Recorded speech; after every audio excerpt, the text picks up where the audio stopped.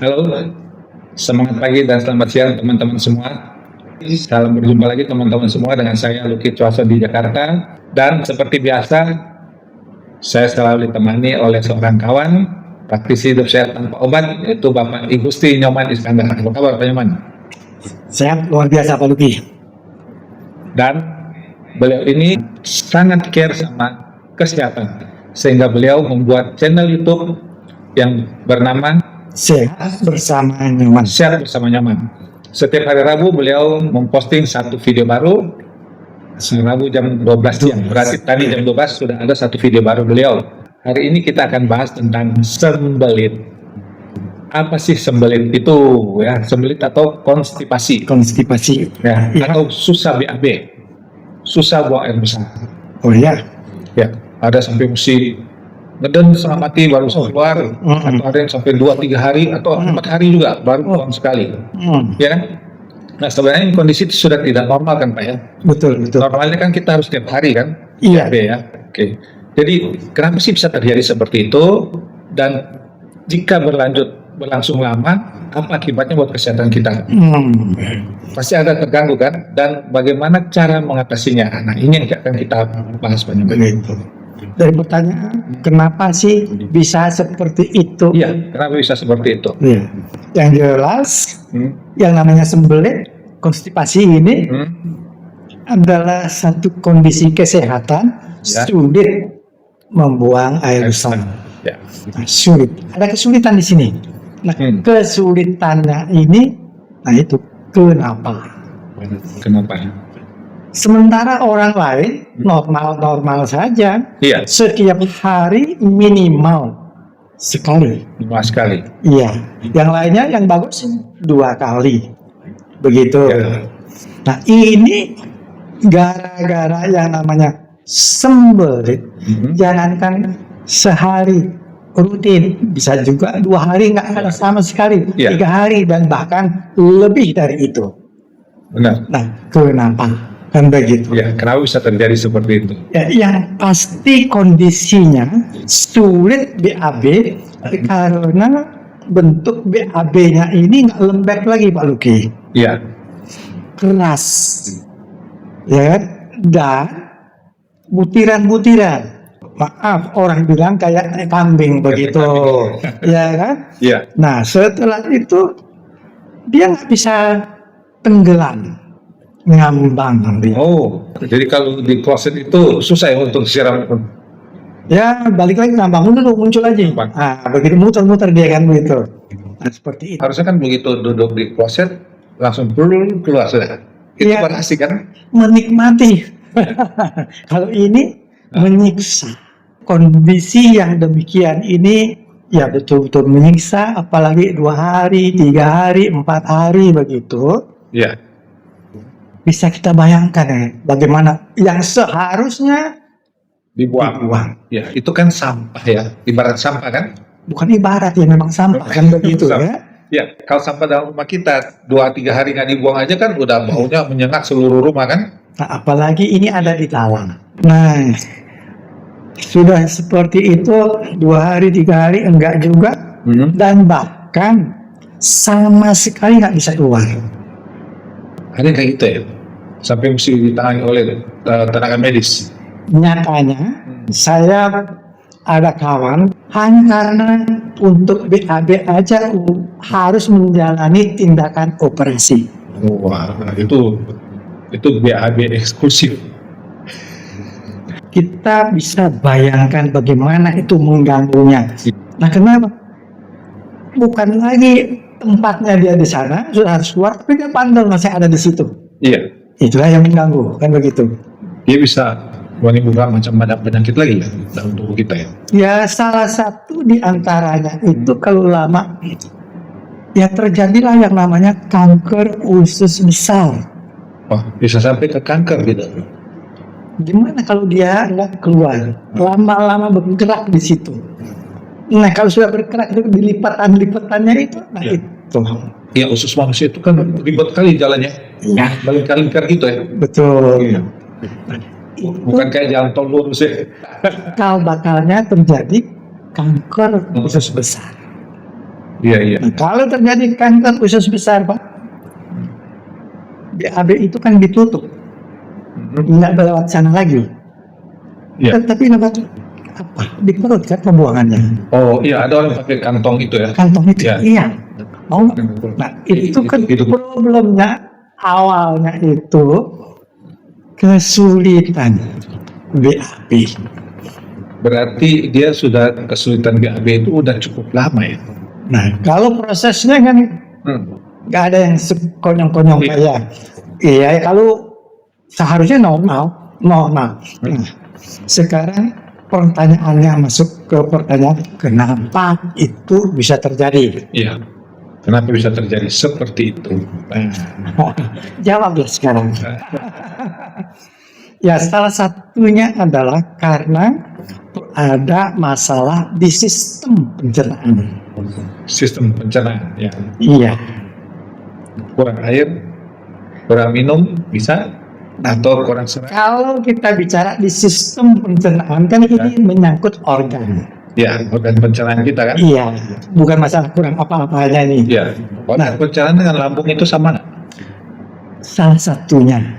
Nah, jadi terkait dengan masalah sembelit di sistem organ pencernaan mana problemnya? Ya. Ada usus halus, ada usus besar. Nah, di situ gerak peristaltiknya sangat lemah. Daya dorongnya ini nggak semestinya. Sehingga ngebandel dia, nggak bisa didorong. Walaupun dibantu dengan tenaga dalam, ngeden tadi. Iya. Itu betapa menyiksa gitu kayak gitu ya. Justru itu. Nah sekarang, sementara makan tiap hari, bisa 3 kali. Ya. Nah sampahnya ini juga harus teratur dibuang. Gara-gara kemampuan daya dorongnya ini melemah, sehingga posisinya dia tetap di tempat. Kalau misalnya gerak peristaltiknya itu lemah di usus halus, Pak Luki, apa yang terjadi? Berarti sampah ini setelah nutrisinya diserap, tinggal sampah. Yang harusnya kan didorong ke usus besar sebelum ke saluran pembuangan. Ngedorong ini aja masuk ke usus besar udah masalah karena daya dorongnya yang lemah. Numpuklah di situ kan begitu. Nah begitu juga masuk ke dalam usus besar. Ketika posisinya ada di usus besar, sistem usus besar ini juga problem. Jadi apa? Gerak peristaltiknya atau daya dorongnya ini nggak berkemampuan. Sehingga posisinya dia tetap ada di usus besar. Dari kondisi seperti itu Pak Luki, yang harus kita cermati adalah usus halus ini tetap menyerap cairan-cairan sampah tadi. Begitu juga setelah ada terdorong ke usus besar, nggak bisa keluar, ini juga cairan-cairan yang ada di usus besarnya ini diserap, masuk ke dalam darah. Yang diserap sampah. Yes. Iya kan? Racun sesungguhnya ini, sampahnya sih nggak bisa diserap. Oh iya, zat racun berarti ya. Karena bisa diserap, yang bisa serap itu kan partikel-partikel sangat kecil kan ya. Iya. Yang berupa cairan-cairan ya. Isinya ini partikel racunnya ini begitu diserap. Nah ini yang beredar dibawa lagi ke darah seluruh tubuh kita. Ke seluruh tubuh kita. Dan setelah beredar diberikan sebagai makanan semua sel tubuh kita. Apa yang terjadi? Harusnya sel tubuh itu mendapatkan nutrisi, ini malah dikasih racun. Itulah dia. Karena sisa dari makanan yang tidak bisa terbuang. Iya. Nah sekarang kenapa keras? Karena cairannya itu benar-benar dihabisin, ya keras lah. Kedua, faktor apa lagi yang membuat dia kering? Ya, apalagi itu? suhu tubuh kita itu Hmm. mempengaruhi dia menjadi kering. Oh gitu. Suhu tubuh kita itu kan 30 Tiga angka.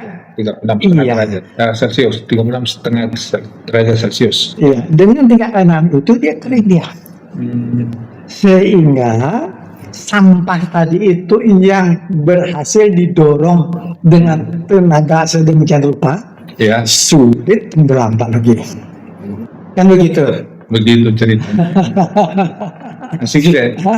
Nah, jadi kalau sudah demikian dampaknya ini sel tubuh kita kok dikasih bukan nutrisi, Ya. racun dikasih. Kalau demikian kita sudah bisa bayangkan dampaknya Organ tubuh kita bisa keracunan racunan dan bisa nyangkut di mana saja. di mana saja.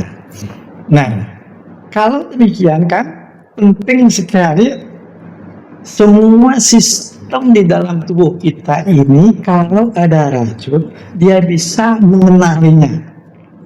Ini bukan makanan. Lalu dia buang.